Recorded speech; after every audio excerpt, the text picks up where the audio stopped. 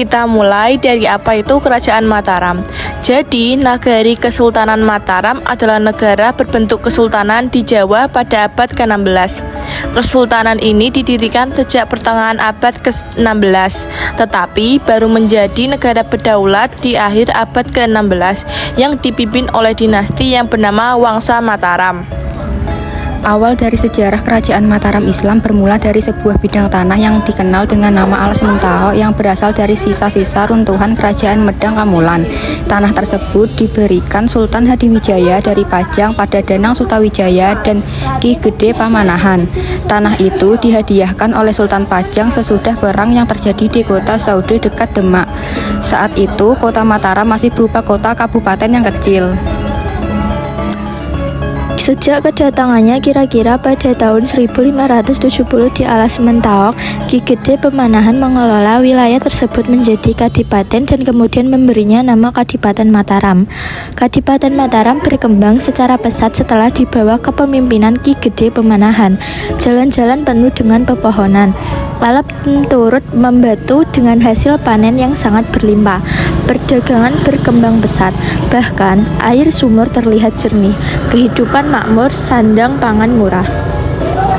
Banyak orang bermukim di sana. Kota Gede dijadikan nama ibu kota yang harapannya kadipaten tersebut akan mengalami perkembangan menjadi kota besar. Kota Beda yang didirikan oleh Ki Gede Pemanahan tidak lagi hanya mendapatkan pengaruh dari budaya Hindu. Struktur kota tidak lagi ditentukan mempengaruhi skema yang formal dan ketat seperti Majapahit. Pusat kota dibentuk oleh pasar, yang mana jalan masuk dari 4 penjuru mata angin bertemu. Melalui jalan masuk ini, suatu jaringan, jalan setapak ataupun jalan besar terhubung sampai masuk ke wilayah permukiman. Kerajaan Mataram adalah kerajaan paling luas di Jawa. Namun, karena beberapa hal Mataram harus dibagi menjadi 4. Proses terbaginya Mataram dikarenakan politik adu domba oleh Belanda. Yang pertama adalah Perjanjian Giyanti 1755 atau perpecahan Mataram menjadi Kesultanan Yogyakarta dan Kasunanan Surakarta. Bermula saat kepemimpinan Pakubuwana II terjadi pemberontakan Pangeran Mangkubumi.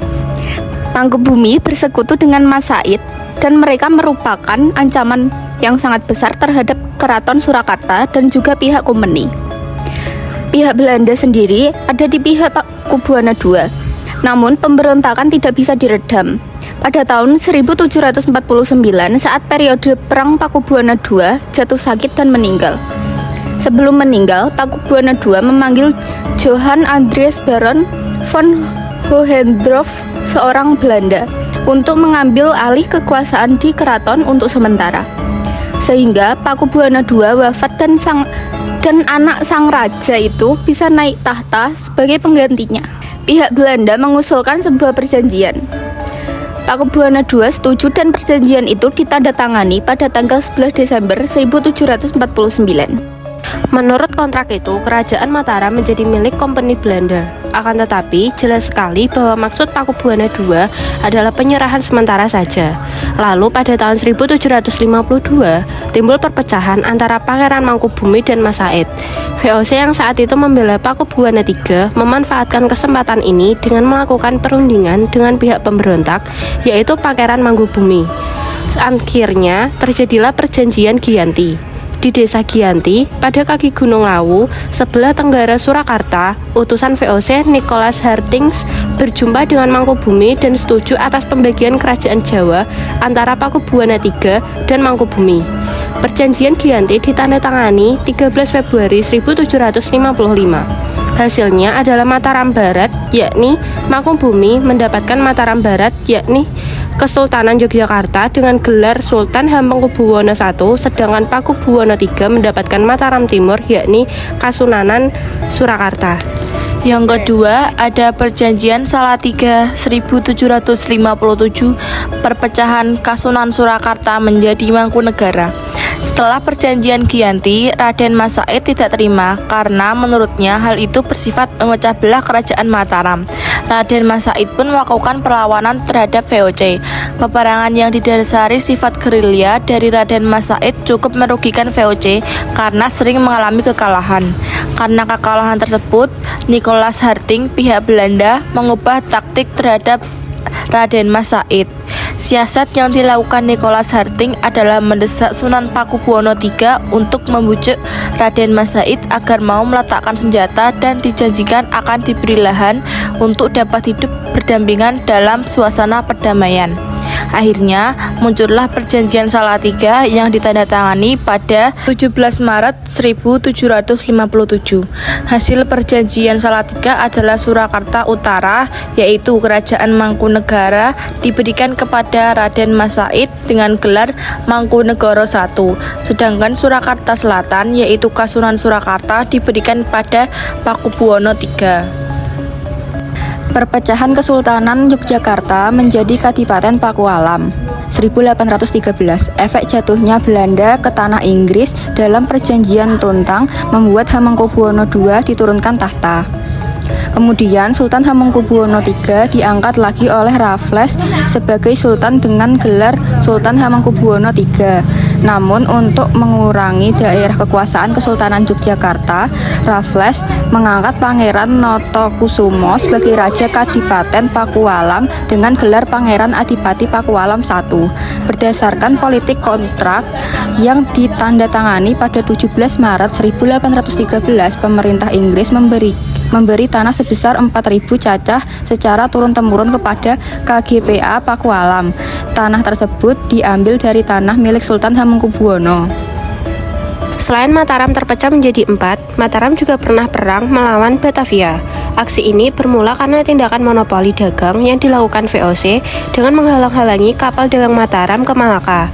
Di masa itu, Mataram mengalami kemajuan dalam segala bidang dan hampir menguasai seluruh tanah Jawa dan menyisakan 2 wilayah yang masih dikuasai oleh VOC, yakni Banten dan Batavia. Selain itu, VOC juga menolak mengakui adanya kedaulatan Mataram.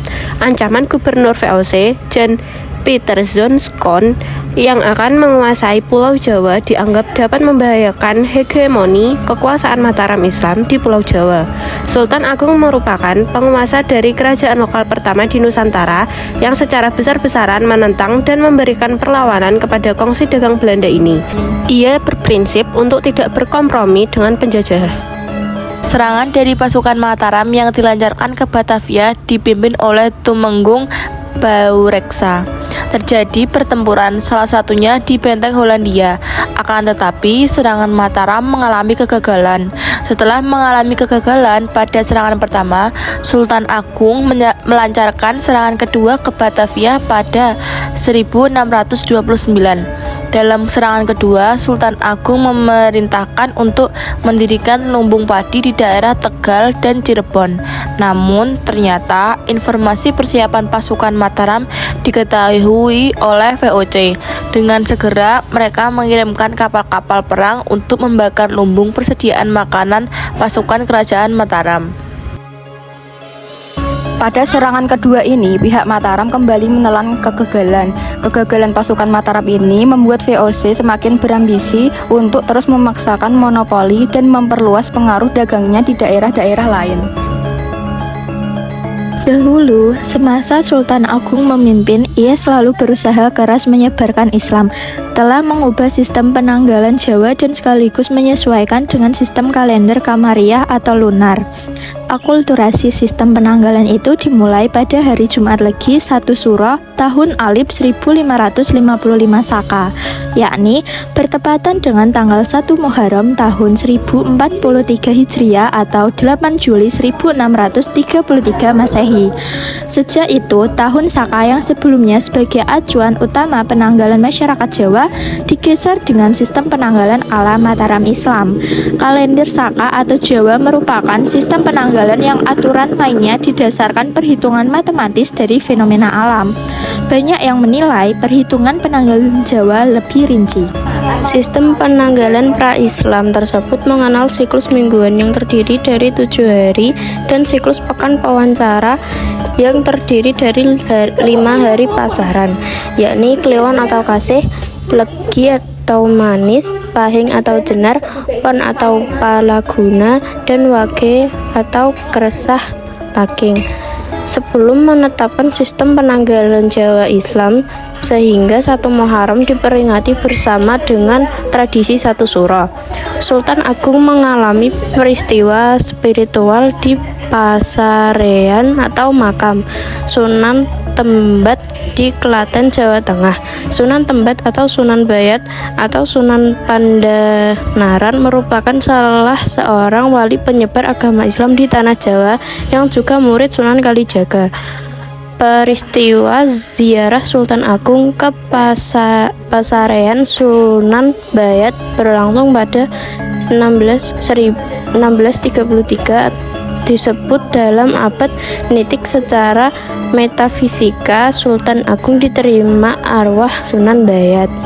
Raja Jawa itu kemudian diperintahkan mengganti kalender Saka menjadi kalender Jawa yang mengikuti aturan Komariah yang berisi bulan-bulan Islam. Maka sejak saat itu terciptalah kalender baru yang unik, yaitu kalender Jawa Islam. Peneliti asing Dr. H.J. de Graaf dalam Puncak Kekuasaan Mataram menyebut sejak peristiwa spiritual tahun 1633 itu, keislaman Sultan Agung meningkat pesat. Meski sebelumnya juga sangat mematuhi aturan Islam, jadi pada intinya alasan Sultan Agung membuat kalender ini dikarenakan ia ingin menyebarkan agama Islam. Masa-masa keruntuhan Mataram Islam sudah terlihat ketika pemerintahan Sultan Agung berakhir dan dilanjutkan oleh putranya yang bergelar Kanjeng Susuhunan Prabu Amangkurat Agung. Tanda-tanda kemunduran yakni dengan adanya serangan yang dilakukan oleh Trunojoyo. Serangan itu berhasil mengobrak-abrikan pertahanan Keraton Pleret yang merupakan istana dari Kerajaan Mataram Islam. Atas peristiwa tersebut, kemudian Amangkurat I pergi dan melarikan diri dari Keraton Pleret serta meminta perlindungan dari pihak VOC. Akhirnya, Amangkurat I meninggal dunia pada masa pelariannya di Tegal pada tahun 1677. Kemudian digantikan oleh putra mahkota Kerajaan Mataram Islam dengan gelar Amangkurat II dan diterima sebagai bangsawan Jawa di Tegal. Secara umum, keruntuhan Kerajaan Mataram Islam ditandai dengan disepakatinya Perjanjian Giyanti pada tahun 1755 yang membagi Kerajaan Mataram Islam menjadi 2, yaitu Kasunanan Surakarta dan Kesultanan Yogyakarta.